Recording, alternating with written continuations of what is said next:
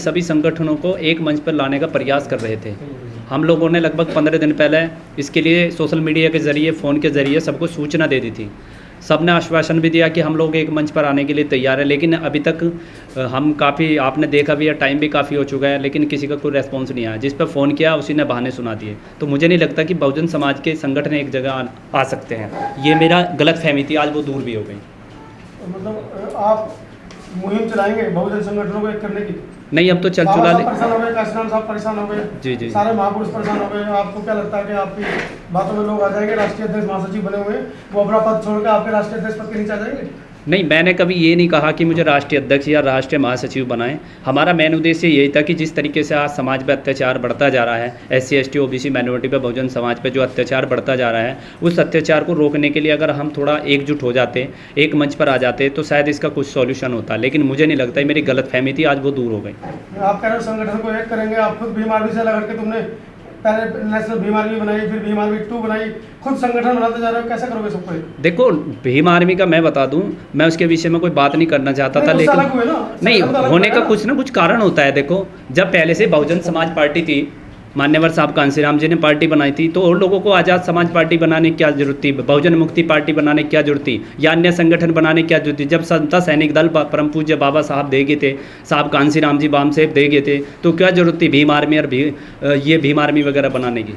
लोकेश जी, अगर आपको कोई ये प्रस्ताव देता है कि आप अपना संगठन हमें विलीन कर लो, तो क्या आप अपना संगठन उसमें विलीन कर लेंगे? देखो, अगर संगठन, वो संगठन की विचारधारा के ऊपर डिपेंड करता है। अगर उसकी विचारधारा वाकई में अम्बेडकरवादी है और बहुजन समाज का सच्चा हितैषी है, तो मैं बिल्कुल तैयार हूँ इस चीज़ के लिए। अभी तक आपके पास कोई संगठन ऐसा आपको लगता है कि कोई संगठन ऐसा है जिसमें आप विलीन कर लें? आपको लग रहा है ऐसा कोई भी संगठन? मुझे तो देखो, सीधी सी बात है, जिन जिन संगठनों में मैंने काम किया, सबने अपना उल्लू सीधा किया है अभी तक। लेकिन सच बताए तो ग्राउंड स्तर पर और ग्रास रूट पर कोई कार्य करने के लिए तैयार नहीं है। सच्चाई अपना उल्लू सीधा कर रहे हैं इसका? नहीं, अगर मुझे उल्लू सीधा करना होता तो मैं आज छोटी सी प्रेस कॉन्फ्रेंस नहीं करता। मैं भी बहुत बढ़िया 300 गाड़ियों में मैं भी घूमता मजे से। लेकिन सच्चाई ये है कि समाज का बेवकूफ़ बनाया जा रहा है। तो आपको दर्द है कि आपके पास 300 की गाड़ी नहीं? नहीं, मुझे कोई दर्द नहीं। मेरा दर्द ये है कि जिन बहुजन समाज के 13 लड़के 2 अप्रैल 2018 भारत बंद के दौरान शहीद हुए, उनके नाम से जिन लोगों ने पैसा इकट्ठा किया, सब्बीरपुर प्रकरण हुआ था सहारनपुर के अंदर 5 मई 2017 को, उसके नाम से जो इन लोगों ने पैसा इकट्ठा किया,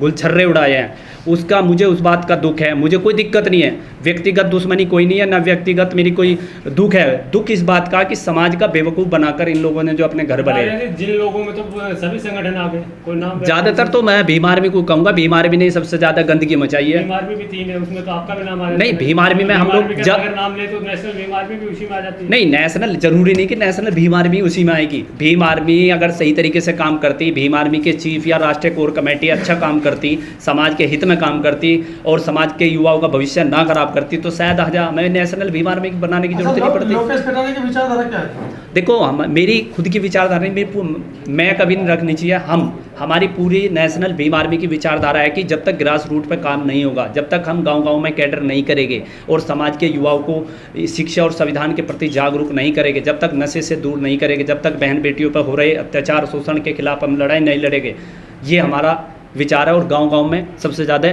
शिक्षा का अभाव, सबसे ज़्यादा शिक्षा को अगर बढ़ावा दिया जाए तो जब समाज का कुछ। तो वैचारिक लड़ाई किससे है जी? वैचारिक लड़ाई किससे? वैचारिक लड़ाई तो सबसे ज़्यादा, वैचारिक लड़ाई तो अब इस टाइम समाज के गद्दारों से हो रही है, जो समाज के सपोले बने बैठे हैं।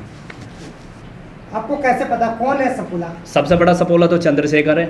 मैं खुला बोल रहा और मैं डरता भी नहीं इस चीज़ से। मैंने पहले भी कहा है, मेरी कोई इससे निजी दुश्मनी नहीं, लेकिन जिस तरीके से उन्होंने समाज का नुकसान करा, समाज की भावनाओं को ठेस पहुंचाई, उस हिसाब से वो सबसे बड़ा वो है। नुकसान बताओ कितना नहीं पूछाया। सब्बीरपुर के नाम से जो इतना बड़ा आंदोलन हुआ था सहारनपुर के अंदर, वहाँ पता नहीं कितने युवाओं का भविष्य खराब हो, वो जेल में चले गए। सोनू नाम का लड़का था सब्बीरपुर का रहने वाला, चंद्रशेखर को तो जानबूझ के भेजा गया, जानबूझ के निकाल लिया।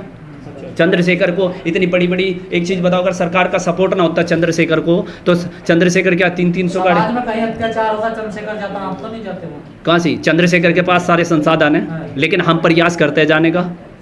चंद्रशेखर को प्री प्लान बीजेपी ने खड़ा किया गया है। आरएसएस का आदमी है, मैं खुला बोल रहा हूँ, और ये बात मैं आज से नहीं कई साल से कहता आ रहा हूँ। बीजेपी उसे खड़ा कर रही है क्योंकि उसे इस यूपी में से किसी तरह बहन जी को डैमेज करना, और वो इसने काम कर दिया है। आपको किसने खड़ा किया है? हैं मुझे किसी ने नहीं खड़ा करा। मैं तो आज समाज के काम कर रहा हूँ, समाज के बीच में हूँ, समाज को लगा कि अच्छा है तो मैं समाज में काम कर रहा हूँ। दूसरे लोग संगठन वाले लूट रहे हैं तो आप कब लूटना शुरू करोगे? मुझे जरूरत ही नहीं लूटने की। अगर मुझे लूटना होता तो मैं अपनी नेवी की नौकरी छोड़कर मुझे क्या जरूरत थी आज समाज में धक्के खाने की। एक समय वो भी होता है कि हमारे पास किराया तक नहीं होता, हम अपना किराया तक नहीं होता। मैं और मेरी मिसेज मेरठ से बस से आए हैं, कहीं पर भी मीटिंग करने जाते हैं। अभी 15 दिन का प्रोग्राम करका हूँ एमपी में। लॉकडाउन के दौरान 3 महीने में एमपी में रहा। हमारी राष्ट्रीय अध्यक्ष नीलम चौधरी, उसके साथ हमने जो बेचारे उसमें फंसे हुए थे लॉकडाउन में, आने जाने वाले लोगों को हमने खाने के राशन तक बांटे। बताओ, एक तरफ तो आप कह रहे हैं सबको एक साथ आ जाना चाहिए, दूसरी तरफ आप उन पर आरोप नहीं, मैं तो उन लोगों मैं स्पष्टीकरण करा रहा। मैंने कहा भी है चंद्रशेखर बाबा नवेश राम, ठीक है जी, सतपाल तंवर, ऐसे भड़काऊ लोगों को निकाल दो और अपने आप समाज उद्धार हो जाएगा। इसी वजह से मैं छोटे छोटे संगठन को मतलब एक मंच पर लाने का प्रयास था, लेकिन मुझे नहीं लगता कि कभी एक मंच पर आ जाएगा। भड़काऊ सतपाल तंवर जी को देखा अत्याचार होते वहाँ जाते। आज एक चीज़ बताइए, यूपी में हो, हरियाणा में हो, मध्य प्रदेश में हो, छत्तीसगढ़ में हो, सबसे ज़्यादा अत्याचार इन लोगों की वजह से हो रहे। आप भड़काऊ भाषण देते हो, दूसरे को गाली दे देते हो, और जहाँ पर समाज दबा कुचला है वहाँ पर लठ बजाए इन पे। होता है नहीं होता है, सबसे ज़्यादा 90% यही हाल हो रहा। पहले अत्याचार नहीं होता था समाज पर, इतना ज़्यादा नहीं होता जितना अब होने लगा। आज मेरे गाँव को ले लीजिए, मेरा गाँव जाटों का महकमा है, इधर ठाकुर है, इधर जाट है।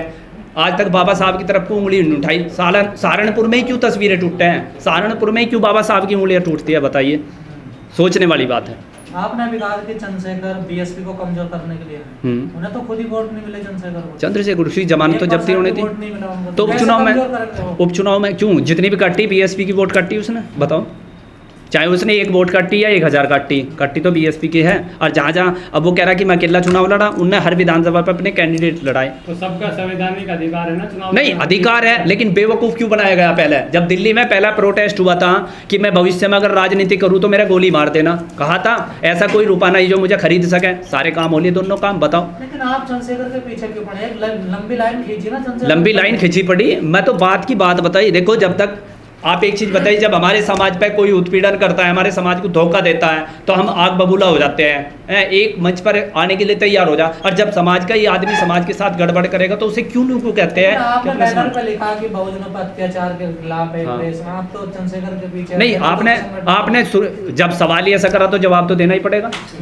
जब आप लोगों ने सवाल किया तो मुझे तो जवाब देना पड़ता। अब आप सवाल तरीके से और तरीके से करते तो मैं और तरीके से जवाब देता। आपने लिखा देश भर में बहुजनों पर अत्याचार, हाँ जी, तो बिल्कुल। बात करें ना अत्याचार, तो स्टार्टिंग तो किस चीज़ से करी भाई? आप सवाल कर रहे तो मैं उसी हिसाब से बताया। आपने स्टार्टिंग करी कि मैं सबको एक साथ जोड़ना चाहता हूं। हाँ, एक साथ, लेकिन वो मेरी गलतफहमी थी। आज वो गलतफहमी दूर तो हो गई है। अत्याचार कैसे कम होंगे देश भर में? अत्याचार को कम तो ऐसी होगी, एक तो हमारे समाज के नेताओं को भड़काऊ भाषण देने करने पड़ेंगे बंद, सही और संविधानिक तरीके से।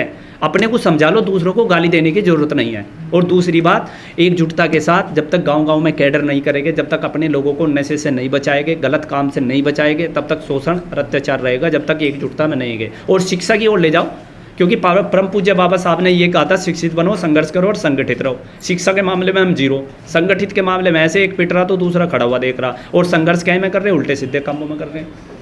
कैडर की परिभाषा क्या है आपके? कैडर की परिभाषा ये है कि हम लोग गांव-गांव जाते हैं, सबसे पहले लोगों को घर घर से बुलाने का कार्य करते हैं, जिसमें हमारी बहन बेटियां और युवा और बुजुर्ग भी रहते हैं। उन्हें सबसे पहले बताते हैं कि जो हमारे महापुरुषों ने बलिदान दिया है, सोटली करके बताते हैं कि जो बलिदान दिया उसके बारे में बताते हैं। जैसे परम पूज्य बाबा साहब, संत शिरोमणि गुरु रविदास जी, भगवान तथागत गौतम बुद्ध जी, पेरियर साहब होगी, और अपने ज्योतिबा फूले जी होगे, साहब कांसीराम जी होगे, और आदरणीय बहन जी है। लोकेश, अब आपको क्या लगता है जिस प्रकरण से आप पूरे विश्व में फेमस हुए, वो जो आपने सहारनपुर में वो कबाड़ी का ठेला लगाया था? नहीं, मुजफ्फरनगर में जी, वो उसमें पछता रहे हो आप? नहीं, पछताना कुछ आपने नहीं। वक्तव्य में कहा कि हमें दूसरों को भड़काना छोड़ना पड़ेगा और अपने को मनाना पड़ेगा, तो उस प्रकरण में पछता रहे हो? नहीं, वो देखो, वो भी तो भड़काने वाला मामला था। हाँ, पछता, जमानत जब्त हुई, जी, कितने महीने बिना जमानत के आपको जेल में जाना पड़ा, तो उस पर पछतावा है? पछतावा उस चीज़ से नहीं, पछतावा वैसे नहीं, जो मैंने करा अच्छा करा, लेकिन पछतावा इस चीज़ का हम लोग कर तो देते हैं, लेकिन ये उंगली लगाने वाले लगा देते हैं, लेकिन जब साथ नहीं देते, यही प्रॉब्लम होती है। हम लोगों ने क्यों उतारी थी, इसका भी रीज़न सुनो। हमने मुजफ्फरनगर ज़िले में लगभग सैकड़ों गांवों में से ये तस्वीरें उतरवा के हमने नदियों में बहाई थी, लेकिन उसका रीज़न ये था कि किसी तरह चंद्रशेखर, हमें इतना ज्ञान नहीं था, हम खुद कह रहे कि हम मैच्योर नहीं थे, एक जोश था, युवा जोश, अंधभक्त बन के लगे हुए थे। हमें लगा कि भाई अपने समाज का कोई भाई आया है हमारे बीच हमारी आवाज़ उठाने के लिए, इसी वजह से हम लोगों ने वो उतारा था, मगर किस तरह छोड़ दे। 25 जून 2017 में उत्तराखंड गुड़ मंडी मंगलोर में भी हमने रोड जाम किया था, जिसका खामियाजा आज लोग भुगत रहे हैं हम लोग। तो उस चीज़ के लिए हम लोगों ने ये करा था, लेकिन जब देखा कि हम जेल में पड़े, उन लोगों ने हमारा पता तक नहीं लिया, जिन लोगों की वजह से किया, तब जाके हमें पछताना हुआ कि हमने वाकई में गलत किया था। लेकिन मेन चीज़ क्या है, हमें माइंड से निकालना, ना कि घरों से। ये चीज़ अब समझे, हम उस टाइम नहीं समझ पाए, लेकिन अब समझ रहे हैं कि हमें दिमाग में से निकालना अपने लोगों को, ना कि घरों में से। जब उनके कट्टर बनने से रोकना, कट्टर बनने से रोकना पड़ेगा, क्योंकि कट्टर बन के, केवल कट्टर बन के ये हो रहा है इस टाइम, कट्टर बन के अपने ही दुश्मन खड़े हो जाते हैं। है तो अब भी हम कट्टर, हमें पता कट्टर रह गए हमेशा, लेकिन हमने देखा 90% लोग हमारे दुश्मन, अपने ही लोग दुश्मन बन जाते हैं अगर कट्टर बन जाते हैं, अपने ही लोग कटवाने का काम करते हैं।